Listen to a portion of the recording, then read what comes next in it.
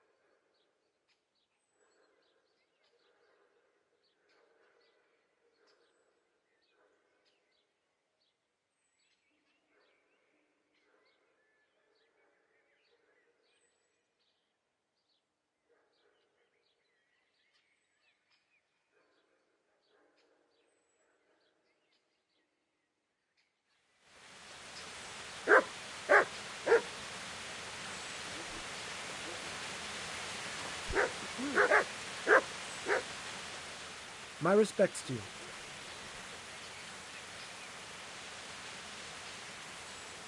I went to look for those items you wanted. Splendid, splendid. So, show me what you've got there. The tooth of layman Procopius, which definitely isn't holy. It isn't. But then again, one day, it could be.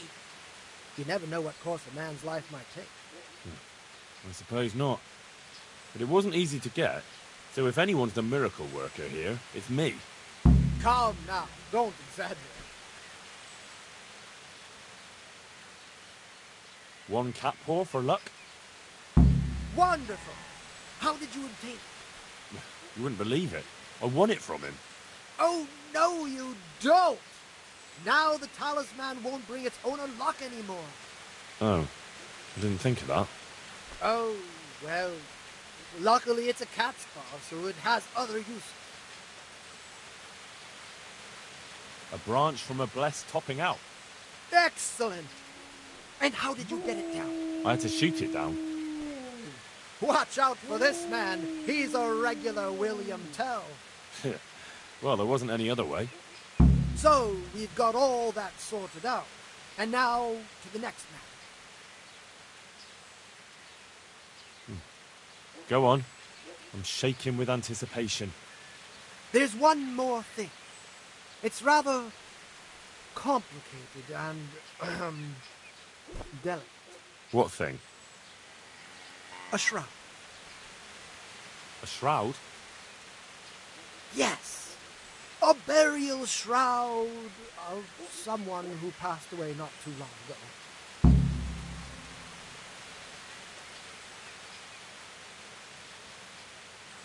I'm just supposed to take a dead person's clothes?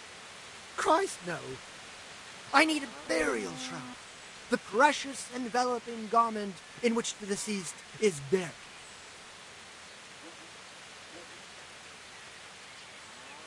And does it matter who I take it from? It needs to be someone who lived an honest life. And I have just the fellow. A good man by the name of Lokota who recently passed on. Right. So where can I find him? His family is waiting for the funeral. For now, he's lying in the small church in Sussa. And who was this Lokata? I know only a little, but according to the locals, he was an honorable man. You should certainly try to ask around.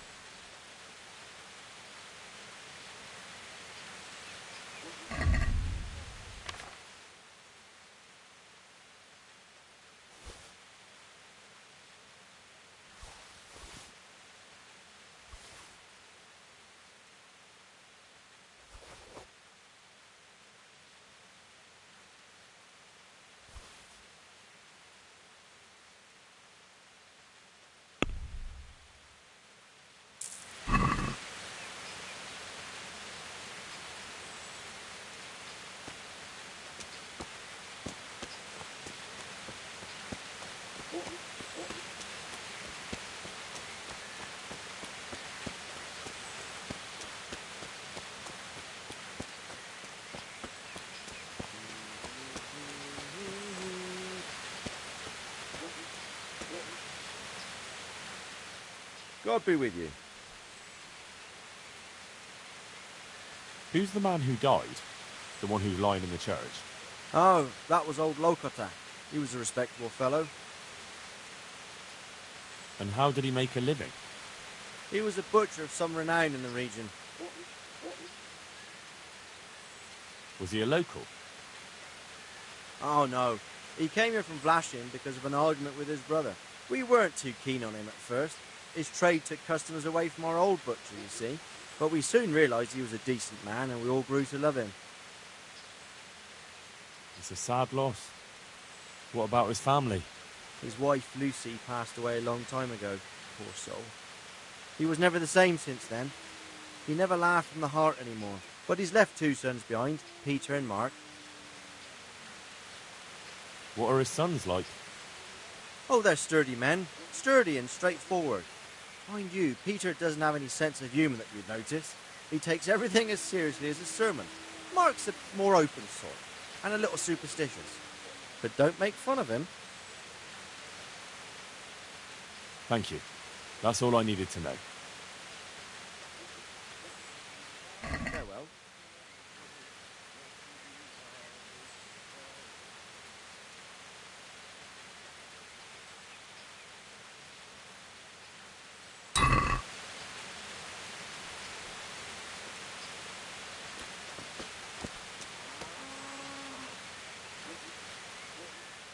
Jesus Christ, your clothes.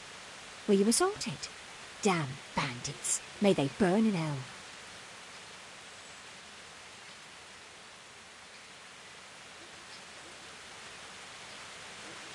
Good luck then.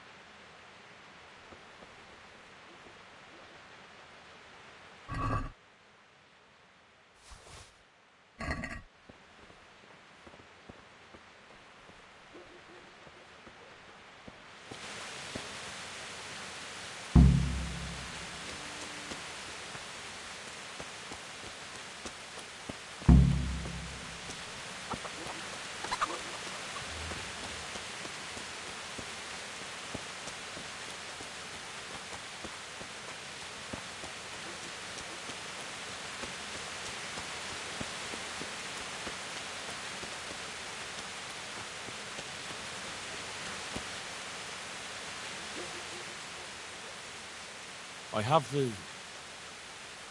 Lord Almighty, be quiet. Not here. You don't want everyone to see it, do you? Wait for me at my place. Good luck then.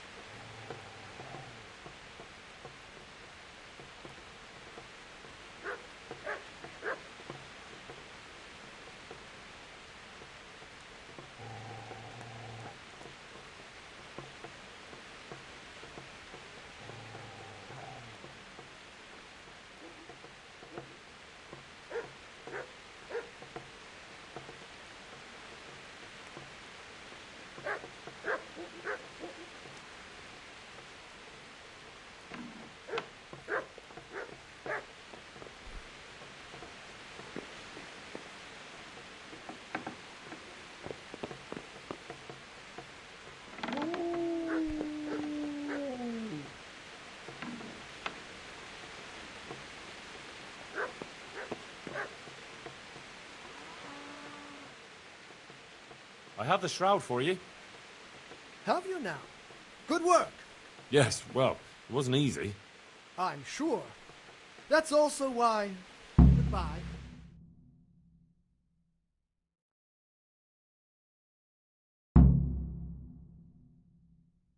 That's where he lives. Let's teach him a lesson. He's Oh, inside. fuck. I saw him go Fuck! in. Henry! Delay them! What? How? There's a reward for you in the trunk. I'll see you in the next go. Come on! Strike it down. Do it!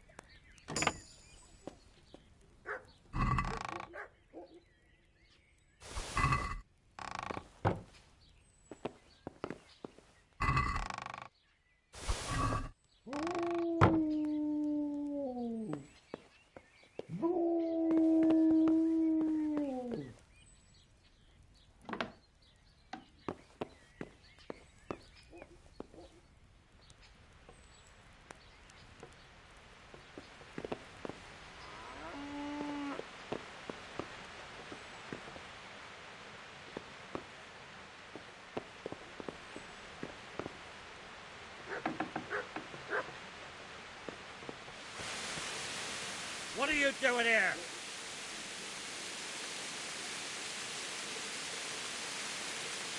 What's it to you? Do you want me to give you all a whipping? That was a mistake, you swine. Get him!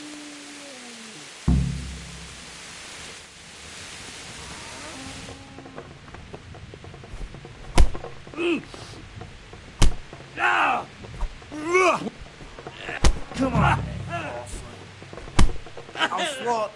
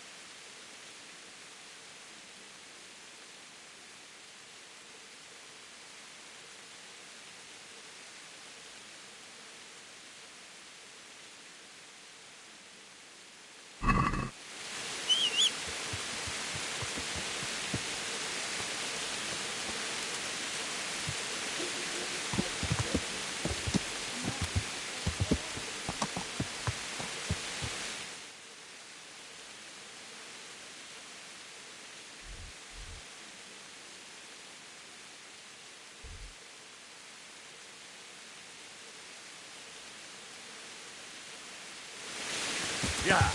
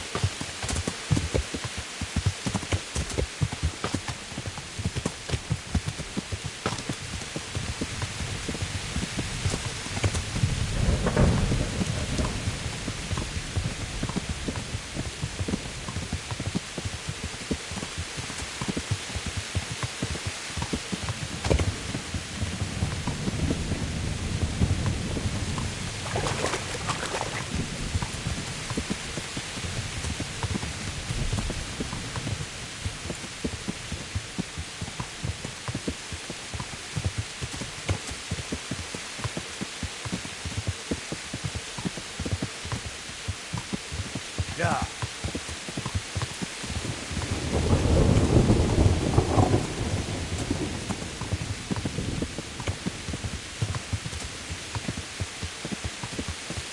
Yeah. Yeah.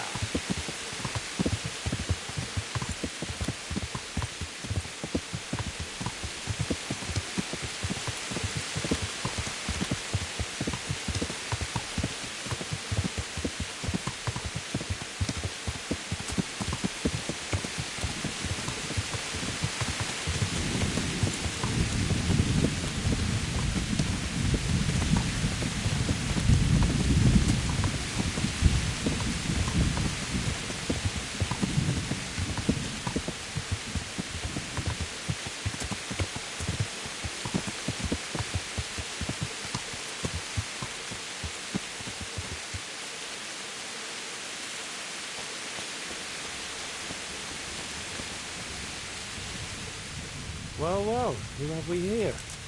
Ah, the prodigal son returns. I knew you'd come back to me one day. Let me guess. You saw it in a dream? I knew you were going to say that. I had a dream of my own. You too? So you learned something from me after all. Yeah, it was just when I was getting pummeled by a mob of very irate villagers. Odd, that unfortunate misunderstanding. What can you do? Misunderstanding, yeah. I tried to explain that to them, but they were too busy kicking my arse to listen.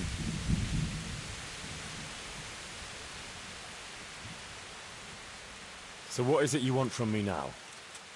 Oh, my dear apprentice, everything's gone to the devil. I'm living from hand to mouth, sleeping on straw, and the local peasants won't buy from me. They say they don't trust me, as if I were some kind of charlatan. Can you believe it? Does this look to you like the face of a swindler? I'm an honest trader in sacred goods, whose only concern is the welfare of troubled souls.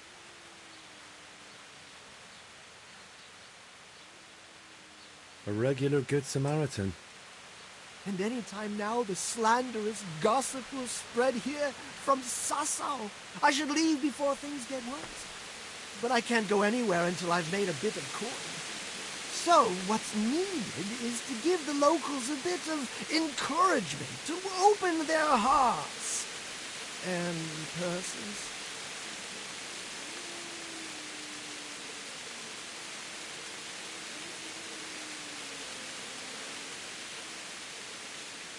I'm not going to go around beating people for you. What do you take me for? I wouldn't hurt a fly. Violence is for the dull-witted. We must gently demonstrate to them the necessity of buying my remedies. For example, to ward off a revenant. Revenant? What revenant? The dead return from the grave. A corpse that the soul is unable to depart from. which wanders among the living, filled with rage at its wretched fate. Yeah, I saw something like that once. But it was just some drunk going home from the tavern after losing all his money at dice. Don't make light of such things. Now tell me, do you know how to deal with the Revenant?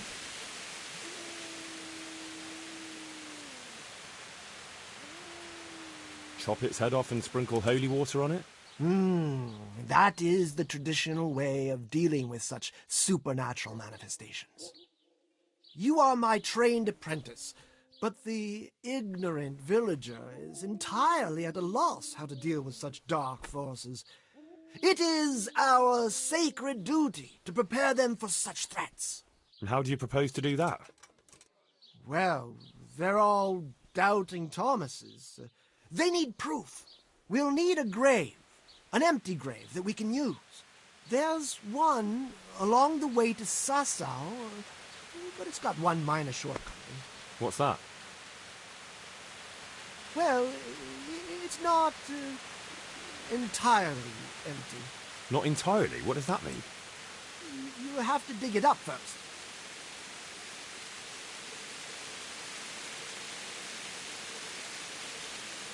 Why this particular grave? The locals don't like to talk about it, so it's surely got some sinister past behind it. And in places like that, revenants sprout up like mushrooms after rain. Well, if that's how it is, we could open old wounds. That could easily set people against us. Again. Then it would be best if no one could connect us to it, wouldn't it? I'll need a spade then. Yes, dig it up and remove the remains, leaving no trace. And what am I to do with the remains? Keep them. Human remains are always handy to have around. Great. And how do we spread the word of this revenant? There's a gossip in every village. Here, too, a woman who'll spread news quicker than a dozen messengers on the fastest steeds. And what am I to tell this gossip? All you have to do is casually mention the empty grave, and before evening, I'll wager the whole village will know about it. Where does this woman live? The last house on the left, on the road to Sasau. She was the first person I met here, and by the time I reached the village green, I already had a mob looking suspiciously at me. The rumor-mongering fishwife. And that's all? Not quite. You should ask her who was buried. So we've got a story to tell. So, dig up the grave, talk to the gossip. And the remains. Don't forget to remove them. Otherwise, no one will believe in the Revenant. I might have known any task for Capon would turn into some insane escapade. Grave robbing. Jesus.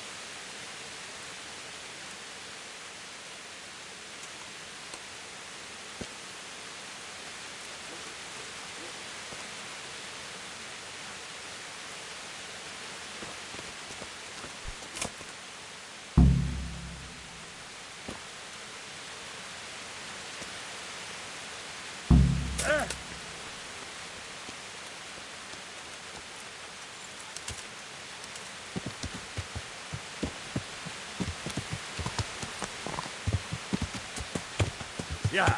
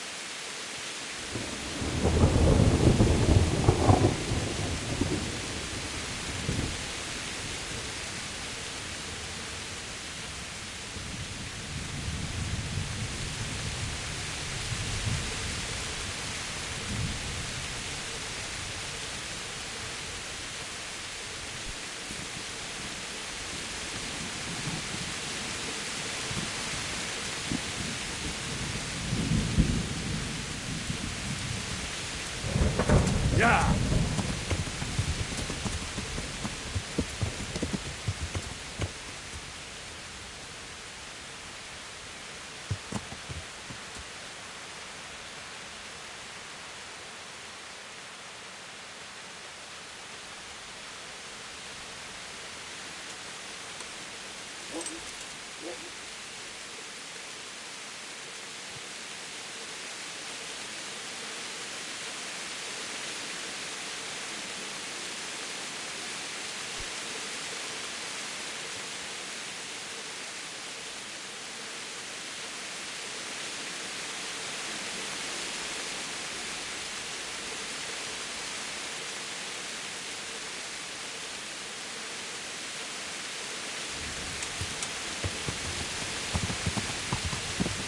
Yeah.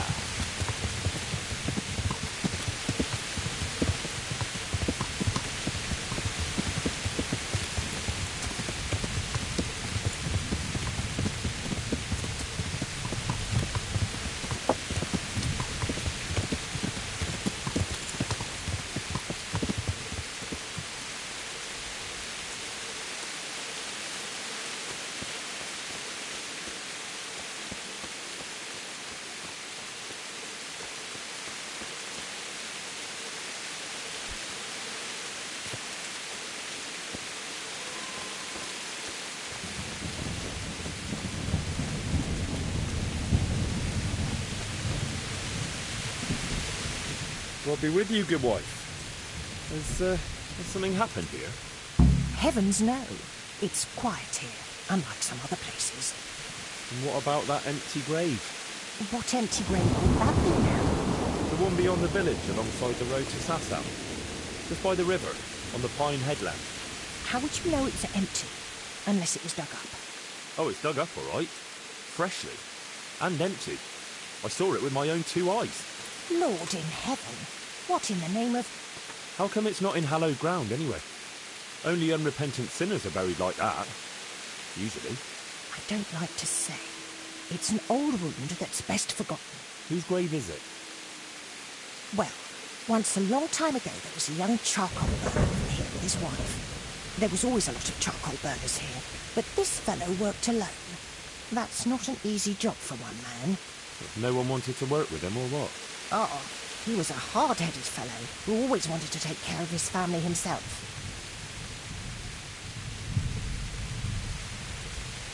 I can understand that. It's always better to work for yourself than break your back for someone else. His wife was expecting, though no one knew it yet. He wasn't doing well at all. Soon enough they had nothing to eat, and so he took to thieving.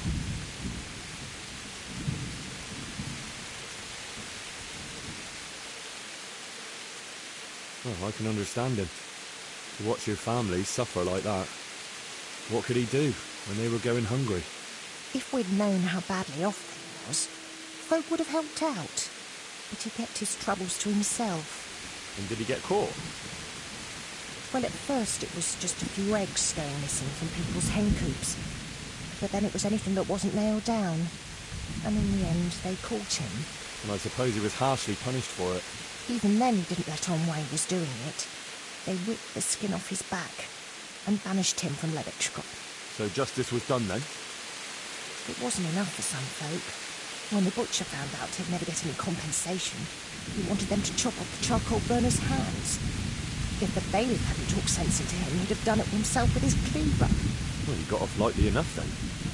And in the end, he got what was coming to him, and more. The butcher caught up with him. No. It was the mills of God turning slowly but surely. His wife bled to death in childbirth, and the child died with her.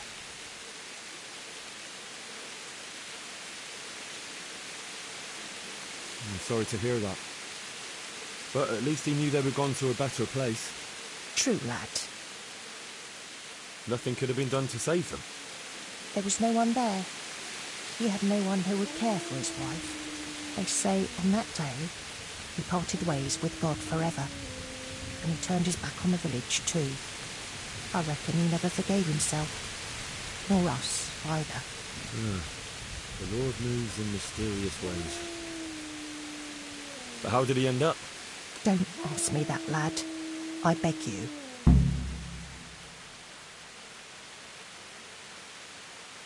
Come now, good wife. You can't leave the story unfinished. I said no. Will you let it lie?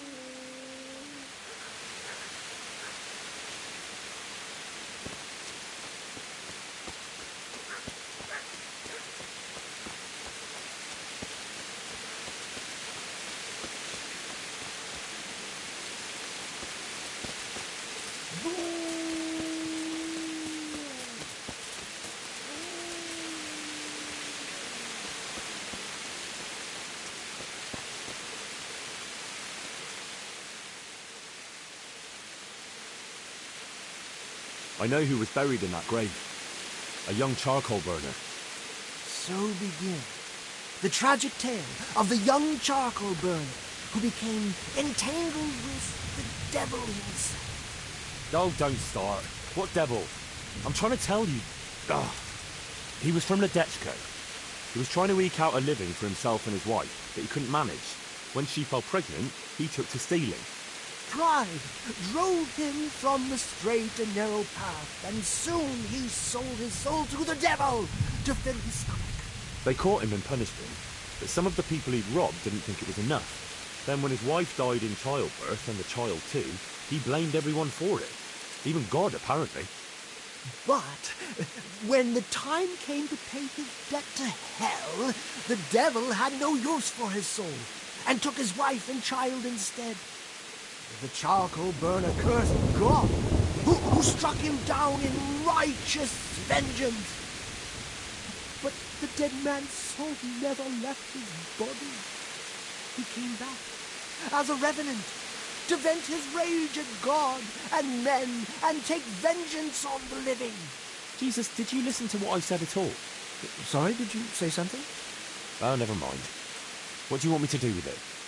The question is, what would the revenant do to get revenge on the villagers? Well, apprentice?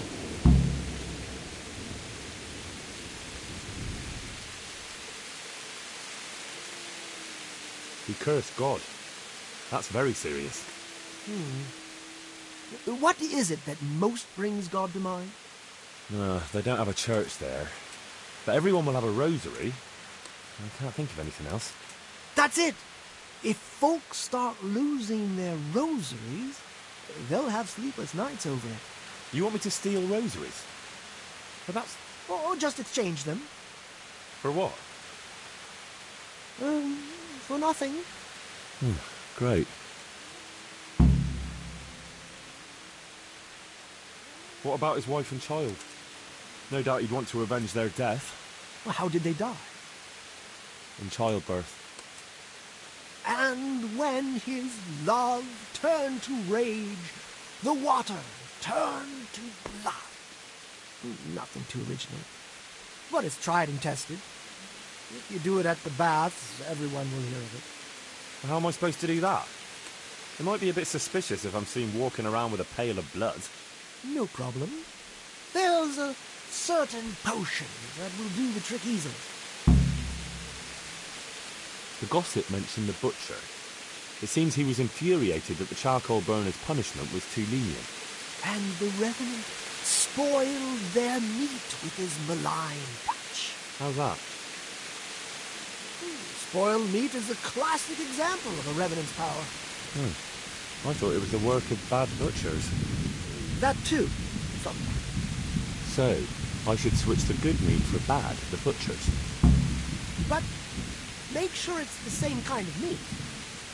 Not even a revenant will turn a cow into a chicken. He was stealing food from people, right? So, supposing he started again. He should steal. Disgraceful. Have you no shame?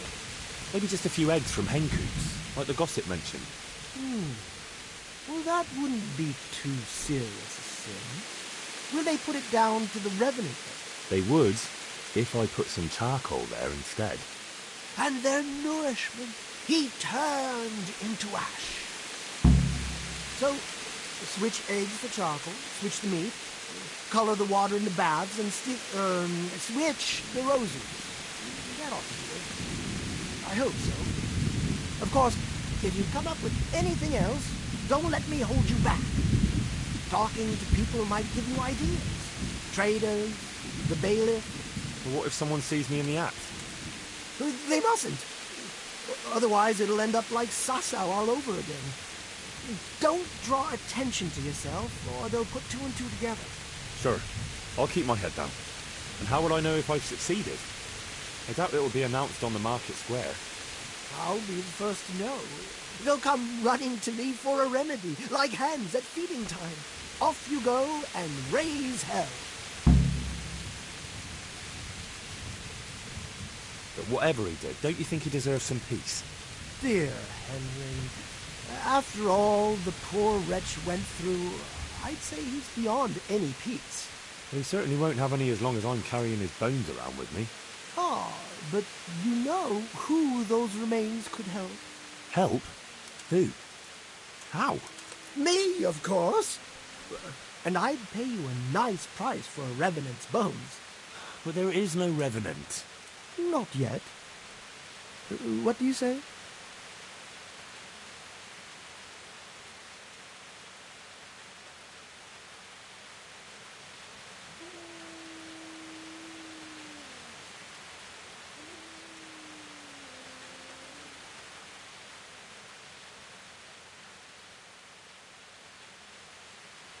Not a chance. He was a Christian. As if all we're doing wasn't enough. It's a pity, but... Go and get hunting then. Take care.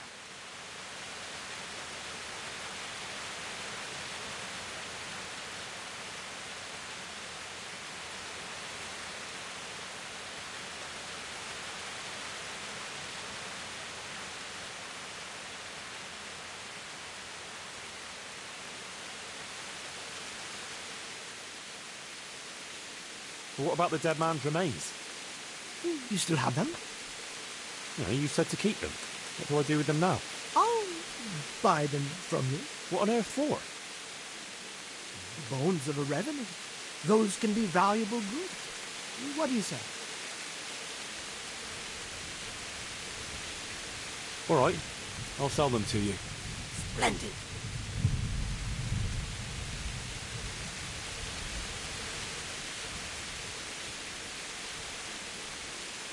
Are we agreed? You won't convince me with that.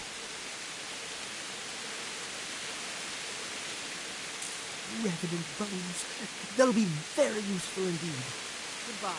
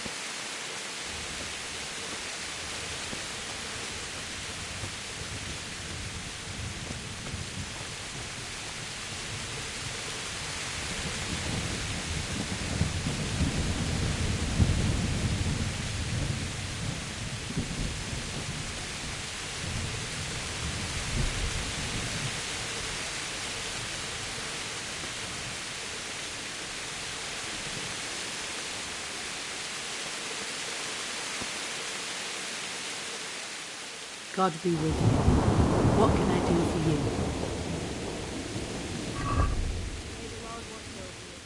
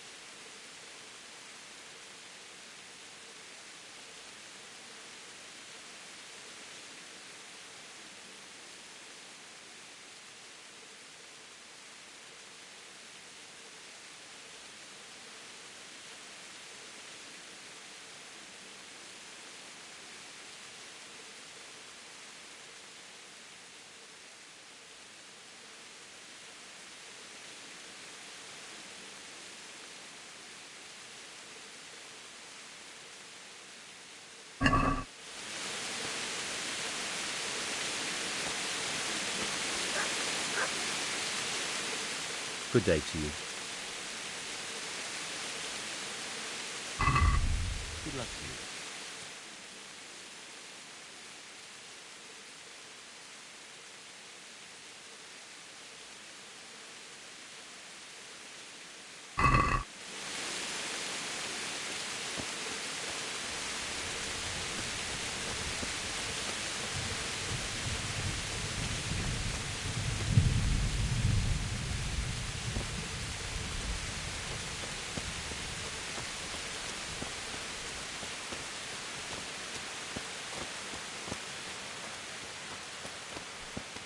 What a never.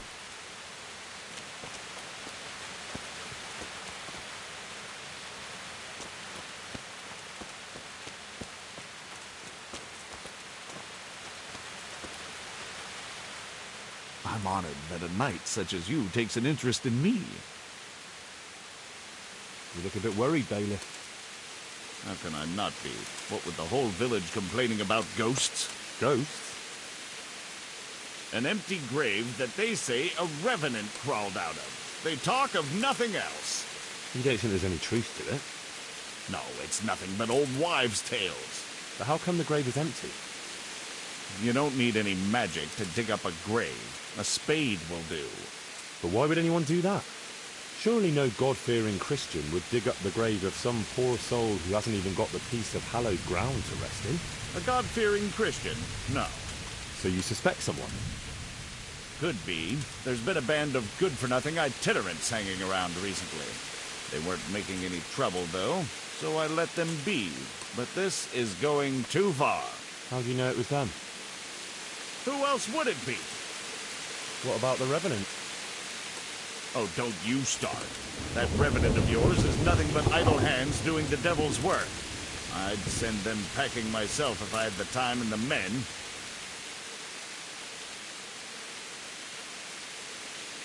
Supposing I help you get rid of them. You look like you know how to handle yourself.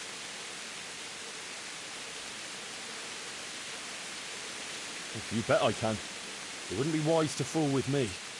I don't doubt it, but I don't want any bloodshed in my parish. There's enough trouble already with one long-dead corpse. Don't worry, Master Bailiff. I'll be the very soul of discretion. Then I'll gladly accept your help. Is there anything you need to know? Who are these people?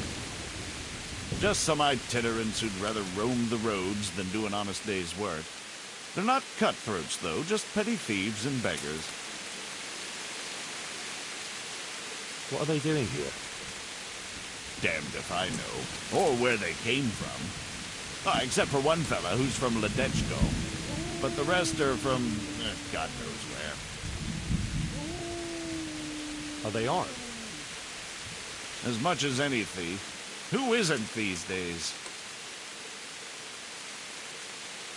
Where can I find them? Last I heard, they were a bit away from the village, across the river by the old mine. That's all I need to know. I'll get going. Good luck. Farewell.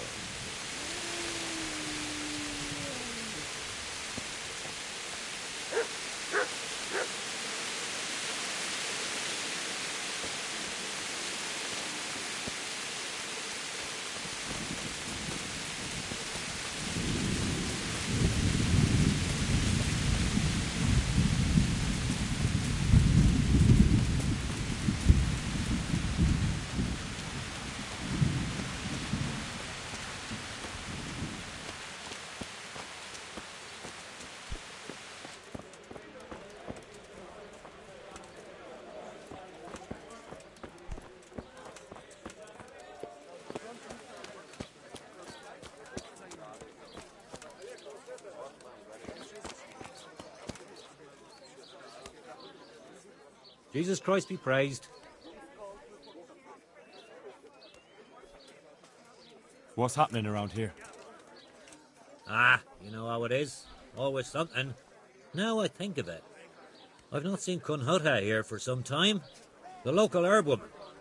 She always comes here once a week for a tankard of ale. But she ain't turned up recently. I hope nothing's happened to her. And there's more. Like Vatsek has started an archery contest here. If you want to try your luck at winning a few groschen, you should go and see him. And that's not all. Especially at the mill. Not a week goes by without some ruckus there. But I'm wise to them troublemakers. Whenever they're planning some mischief, they're always huddled there in the corner, hatching their plots. Like yesterday, for instance. Take care now.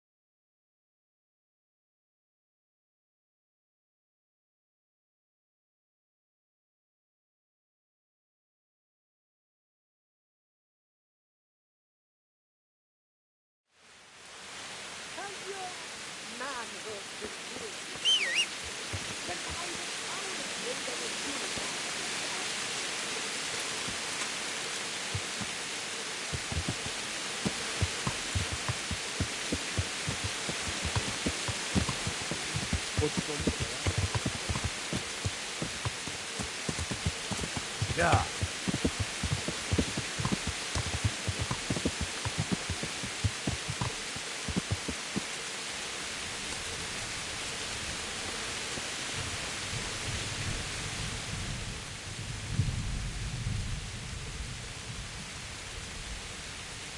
What's the recipe for that potion you were talking about? You mean for coloring the water? Ah, well, Well, pay close attention now. I'm all ears. How love turned to bloodshed. Once there was a knight who, though upright and noble-looking, had a prickly, unapproachable appearance. He fell in love with a fragile young maid, whom he saw with her sisters in a field, all wearing bright red wimples. but he was afraid his prickly exterior would frighten her. So he asked the advice of another knight, a pious and learned crusader, who carried the name of the patron saint of his order with pride. The pious knight told him he would arrange a rendezvous with the maid. All three would drink wine together by the river, and he would help his friend to get acquainted with her. This they did, but the maid fell in love instead with the pious knight. The stern knight was enraged and challenged his rival to a duel. The two fought long and fiercely, but they were equally matched, and so, in the end, they both fell mortally wounded. Anguished at the tragedy her beauty had caused, the young maid took a dagger from one of the knights and plunged it into her own heart. Their bodies lay together on the ground, and the blood flowed from them into the river, turning the waters crimson. I thought you were going to tell me the recipe, not some fable. Oh, it is the recipe. I mean, the recipe is concealed in the story. What on earth for? So I don't forget it. All right. So what does it mean? I can't remember. Great. So if you don't know, who does? You'll figure it out, my loyal apprentice. I remember there are 3 plants in the story, but that's about all. But I know it was a simple recipe. It should be enough to grind the ingredients and brew them together for one turn. So, all you have to do is work out what the ingredients are from the story. Sure. Why make things simple if you can complicate them?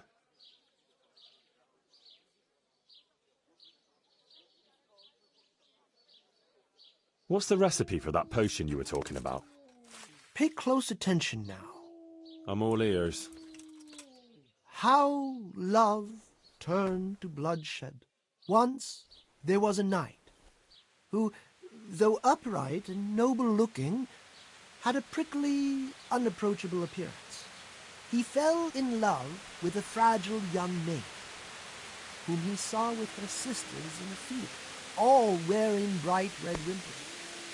But he was afraid his prickly exterior would frighten her.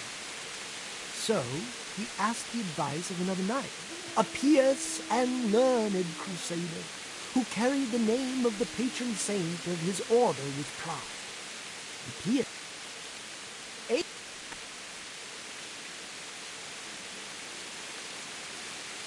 Good luck then.